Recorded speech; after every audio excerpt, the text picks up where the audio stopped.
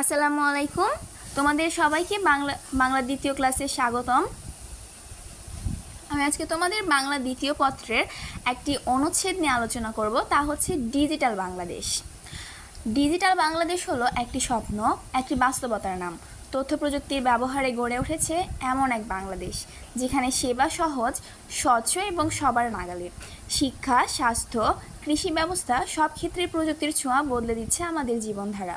ঘরে বসে আজ আমরা সরকারি সেবা পাচ্ছি, অনলাইনে পড়াশোনা করছি, ঘরে বসে পণ্য কিনছি, অনলাইনে টাকা লেনদেন করছি। ডিজিটাল বাংলাদেশের মূল লক্ষ্য হলো একটি আধুনিক, দক্ষ ও টেকসই সমাজ গঠন, যেখানে প্রযুক্তি হবে অগ্রগতির প্রধান হাতিয়ার।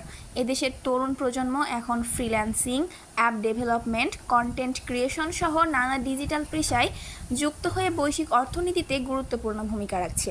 সরকারি বেসরকারি খাতে governance, online database, digital ID ও মোবাইল ব্যাংকিংয়ের মতো উদ্যোগ মানুষের জীবনকে আরও সহজ ও গতিশীল করে তুলছে। ডিজিটাল বাংলাদেশ কেবল একটি প্রযুক্তি নির্ভর ধারণা নয়, এটা একটি স্বপ্ন, যে স্বপ্নে গড়া হচ্ছে একটি জ্ঞান নির্ভর, দক্ষ ও আত্মনির্ভর বাংলাদেশ, যেখানে প্রতিটি মানুষ প্রযুক্তির সুবিধা পাবে সমানভাবে এবং ভবিষ্যৎ গড়ার নেতৃত্ব থাকবে এই দেশের তরুণ।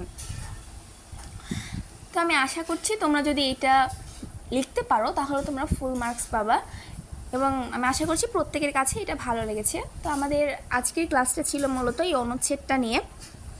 তো তোমাদের সঙ্গে দেখা হবে পরবর্তী কোনো অনুচ্ছেদ অথবা পরবর্তী যে কোনো ক্লাসে। সেই পর্যন্ত তোমরা প্রত্যেকে সবাই ভালো থাকবে। তো আজকের ক্লাসটা এই পর্যন্তই ছিল। আসসালামু আলাইকুম।